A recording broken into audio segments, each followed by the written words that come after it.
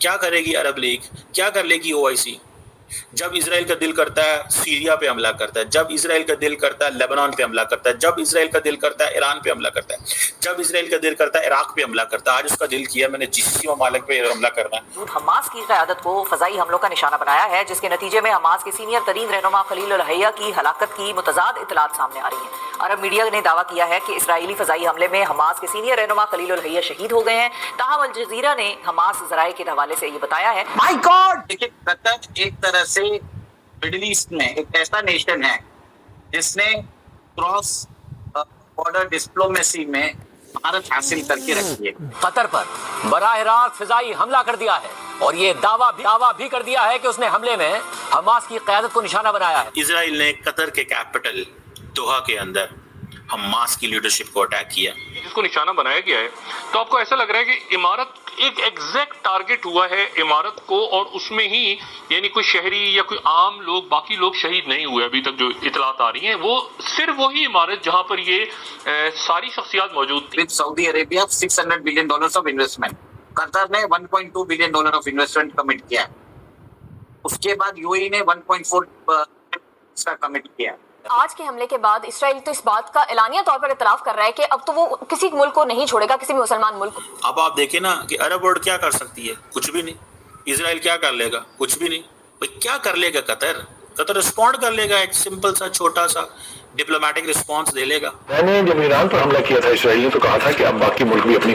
जय हिंद दोस्तों, आप सभी का स्वागत है आपके अपने YouTube चैनल के स्पेशल न्यूज में। तो दोस्तों, इजराइल ने मंगलवार को कतर में हमास को निशाना बनाकर हमला किया और दोस्तों इस हमले के बाद हमास के खिलाफ इजराइल का अभियान और भी व्यापक हो गया। और दोस्तों तभी धमाके के बाद कतर की राजधानी दोहा के आसमान पर काला धुआं छा गया। तो दोस्तों अब पाकिस्तानी मीडिया ये चर्चा कर रहा है कि हमास की लीडरशिप तुर्की में छिपी है, इसलिए इजराइल का अगला टारगेट तुर्की होगा। क्योंकि दोस्तों अधिकारियों ने हमले की पुष्टि की और इजराइल के प्रधानमंत्री ने सार्वजनिक रूप से इस हमले की जिम्मेदारी भी ली। आप लोगों को ये भी बता दूं दोस्तों, इजराइल के प्राइम मिनिस्टर ने ये फैसला सोमवार को यरूशलेम में हुए गोलीबारी के बाद लिया, क्योंकि दोस्तों इसमें 6 लोगों की मौत हो गई थी और इसी वजह से दोस्तों इजराइल ने दोहा में हमास की लीडरशिप को निशाना बनाया। और अब ये भी कहा जा रहा है कि अगला टारगेट तुर्की होगा, क्योंकि दोस्तों हमास की लीडरशिप तुर्की में ही छुपी हुई है। तो चलिए दोस्तों, आप लोग पाकिस्तानी मीडिया का रिएक्शन अंत तक जरूर देखेगा। और दोस्तों आप लोगों को वीडियो अच्छा लगे तो वीडियो को लाइक करें, शेयर करें और चैनल को सब्सक्राइब जरूर करें। बेल आइकन को भी ऑन कर लेना दोस्तों, मैं जब भी अपना वीडियो अपलोड करूं तो वीडियो का नोटिफिकेशन सबसे पहले आप तक पहुंच सके। तो चलिए दोस्तों, आप लोग पाकिस्तानी मीडिया का रिएक्शन अंत तक जरूर देखेगा। तो दोस्तों मैं आप लोगों को मिलता हूँ एक नया वीडियो लेकर, जब तक के लिए जय हिंद जय भारत। अगर आपके पास मिलिट्री कैपेबिलिटी नहीं है तो आप कुछ भी नहीं। इसराइल ने कतर के कैपिटल दोहा के अंदर हमास की लीडरशिप को अटैक किया। और कतर जो है वाज ए की मीडिएटर सीज़फायर टॉक्स जो कि हमास और इसराइल के दरमियान हो रही थी। की मीडिएटर थे वो, कुछ कोई और नहीं, मीडिएटर थे वो। अब यहां से आप अंदाजा लगा लें कि क्या वैल्यू रह गई और क्या हुआ। कि कतर का तो बड़ा किरदार था जनाब, हमेशा जो टॉक्स हुई उसमें उन टॉक्स के अंदर उनको इम्पोर्टेंस दी गई। और जनाब हमास जो है वो बहुत कुछ जो है वो कर रही थी और ये हो रहा था जनाब कि अब कतर के फैसले होंगे, कतर ने रोल प्ले किया, कतर ने ये किया, कतर ने वो किया। कतर एक इम्पॉर्टेंट प्लेयर है, लेकिन कतर जो है उसकी फौज नहीं है। अरबों डॉलर जो है ना वो राख में जा सकते हैं अगर उसकी अपने आप को मजबूत फौज नहीं देता वो। ईरान का दिल किया तो मिलिट्री इंस्टॉलेशंस पे हमले कर दिए अमेरिका के। इसराइल का दिल किया तो उसने जो है उनको ख़त्म कर दिया। तो फ़ायदा क्या हुआ भाई? आप क्या कर रहे हैं? आप अपने आप का दफा ही नहीं कर सकते। अगर आप रोक नहीं सके तो आप इस काबिल तो हो ना कि आप हमला कर सकें भाई। आप इस काबिल तो हो, आप हमला कर सकें। ये चीज़ जो है ये समझ नहीं है। मैं पढ़ रहा था कहीं पे, उन्होंने कहा जी कि एक दफ़ा जो चाइना के चेयरमैन माओ थे, उन्होंने PLO को, पैलेस्टीनियन लिबरेशन ऑर्गेनाइजेशन को कहा कि आप 2 मिलियन पैलेस्टीनियंस नहीं हैं जो इसराइल का सामना कर रहे हैं, आप 100 मिलियन अरब्स हैं। You should think, act and react on this basis.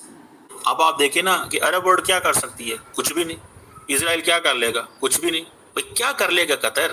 Qatar respond कर लेगा, एक सिंपल सा छोटा सा डिप्लोमेटिक रिस्पॉन्स दे लेगा। बेसिकली तो कतर को कट टू साइज कर दिया गया है। कुछ अर्सा पहले ये बातें चल पड़ी थी और ये कहा जा रहा था कि, और मेरा ख्याल है ये जो उनको पैगाम दे दिया गया था, उनको पैगाम दे दिया गया था कि आप ये जो कतर का दफ्तर है बंद करें, ये सॉरी हमास का दफ्तर कतर में बंद करें। अभी थोड़े दिन पहले ही तो कतर ने जो है वो $400 मिलियन का बोइंग 747 जो है वो एयरफोर्स 1 के लिए दिया था। और आज जो है the best friend of United states Israel ने हमला कर दिया।